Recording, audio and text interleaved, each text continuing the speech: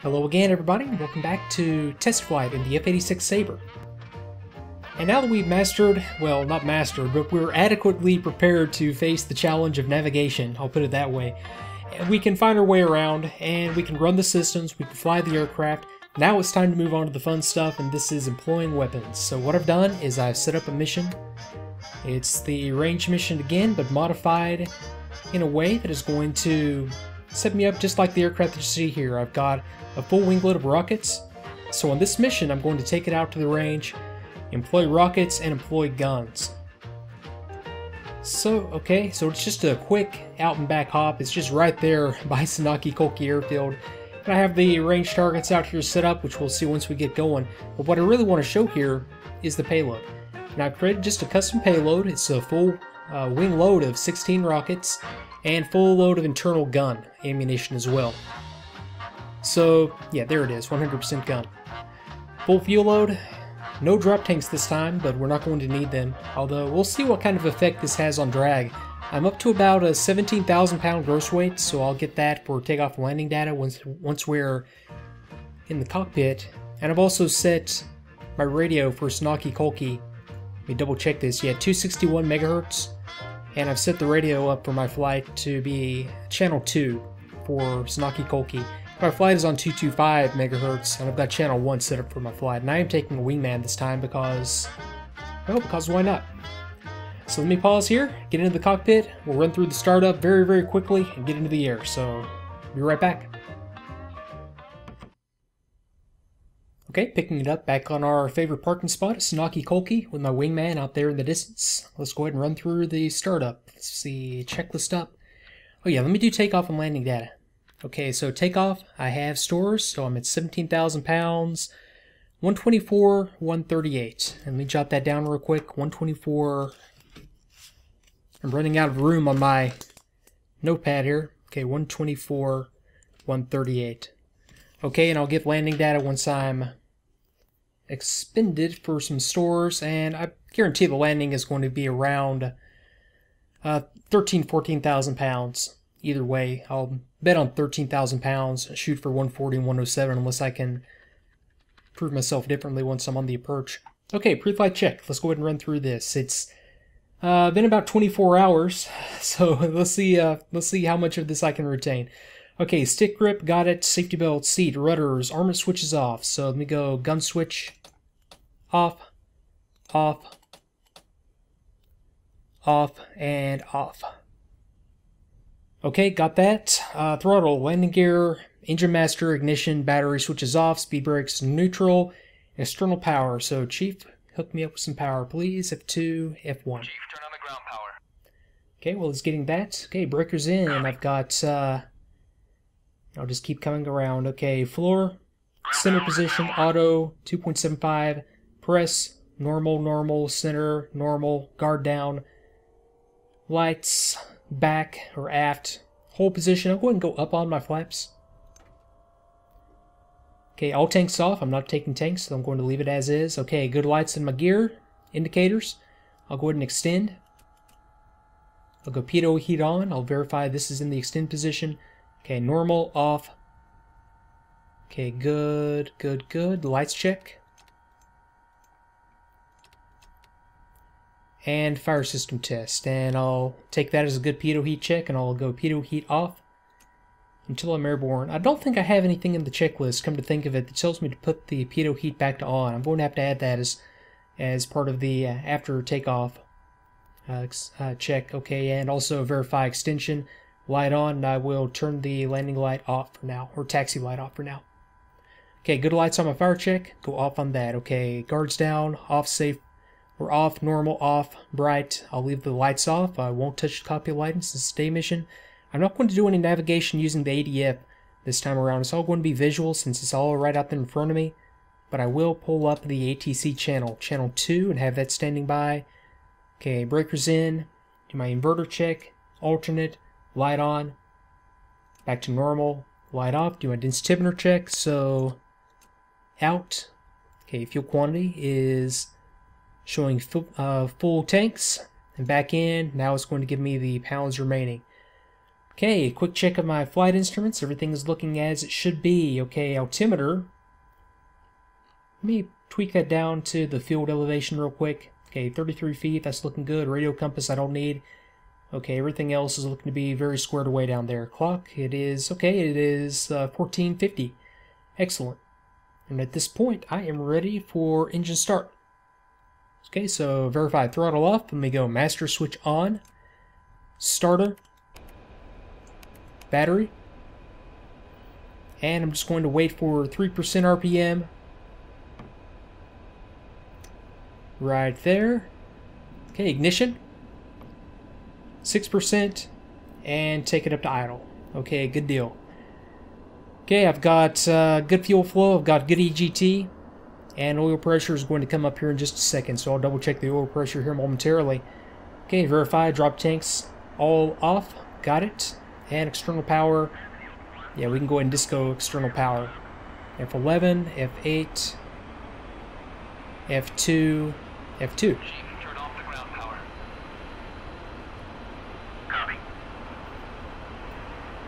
Okay, let me push it up just a touch. Get the generator to kick in. Okay, generator's up and running. That's about 40, I guess about 40% the generator kicks in. I'll leave it right about there, 43, 45-ish percent. Okay, and lights off. Okay, let me go reset on my flight controls. So reset, norm, light off. Let me go ahead and do my primary flight control system check. Cycle the stick, good pressure, alternate, cycle the stick. Okay, pressure's down, pressure slowly building back up. And since it is my first flight of the day, I will do the flight control manual emergency override system check. Okay, so as soon as this gets back up in the green, I'll kick that one off. Okay, good deal. Okay, alternate, let me go ahead and hold in the reset position. Pull out on the lever. Okay, I need to read this one since it's been a while. Okay, control stick, move and verify proper control surface movement. Okay, good movement on the stick. Flight control switch, normal. This switch. It's another one of those switches that left click goes right, right click goes left. So I went to alternate and that probably just threw the entire thing off. Okay, calming down now. Okay, I'll take this check as good. Okay, 4,000 PSI, that is normal. Moving the stick, it should have a light on at this point to verify that the alternate system did in fact engage, but I'm going to take that as good. Go emergency in. Verify one more time. Okay, reset, normal. Let me go back to normal on my flight control hydraulic gauge and in the green. Okay, let me do my utility check. I'll just pull the speed brakes in. Hydraulics is bleeding down, Okay, good deal. Speed brakes in. Hydraulics back in the green. Switch back to normal. And I am ready to taxi once I verify good voltage and good loads. Got it. Let me just visually verify once that. Let me come back in a little bit up more on those speed brakes. Okay, got it. My crew chief would have been helping me out visually on that as well. Okay, so let's go ahead and taxi. Safety pins removed. Got it. Okay, let's go ahead and signal for chocks out. Let me call for taxi clearance. So ATC, Colkey, request taxi.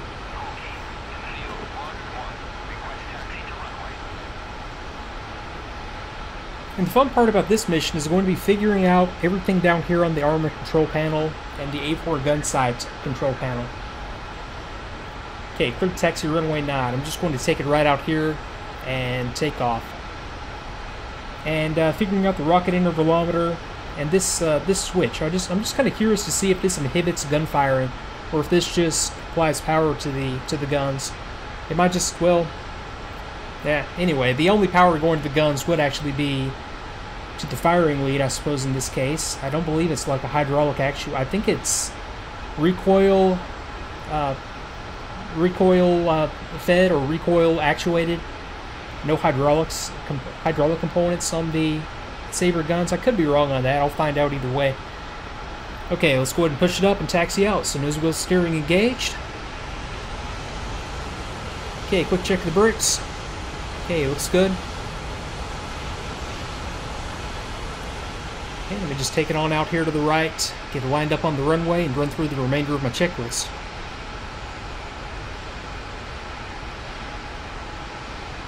Okay, armament switches off. I can go ahead and verify that, and I'll get my takeoff trim once I'm out here and set up on this runway. And last time around, I missed this part of the checklist and tried to take off without flaps, so I was able to...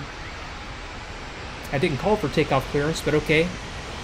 Okay, now I am clear for takeoff. But there was a distinct difference between, you know, the no takeoff and flap takeoff as far as the control on the rotation and climb out, but I'm definitely going to get it this time. Okay, wing flap lever down. Okay, hold and then down. And until I can verify once and for all whether or not it goes back to the hold position during takeoff or just stays down, I'm just going to leave it down. No harm. Okay, canopy closed, oxygen reg diverter, normal oxygen, retract, align, hold. Okay, so let me go ahead and retract my screen. While that's retracting, I'm going to go ahead and close my canopy. And I'll re-extend my screen. Okay, canopy closed and locked. Okay, normal oxygen, retract, extend, aligned, brakes. Got it. Okay, let's go ahead and run through the emergency check. I've got my brakes held. I'm going to push it up to 80% RPM. Okay, 80%, emergency fuel on. Okay, it's settling back in. Let me advance slowly to full open. And I keep meaning to put that chart in the checklist for me. There's a specific RPM you're supposed to get at full throttle based on outside air temperature and altitude, I believe it is, or it might just be based on outside air temperature. But okay, 100% for sea level, I believe, is actually what I'm looking for there. So let me go off on the switch. Okay, verify it goes back down and settles in at 100%. Okay, the normal fuel system is back engaged. Let me go on and off again. Check complete. Okay, so let me go ahead and get airborne here. Okay, takeoff trim. Let me go ahead and get this. Okay, so back until I get the light. Okay, lateral is good, and rudder.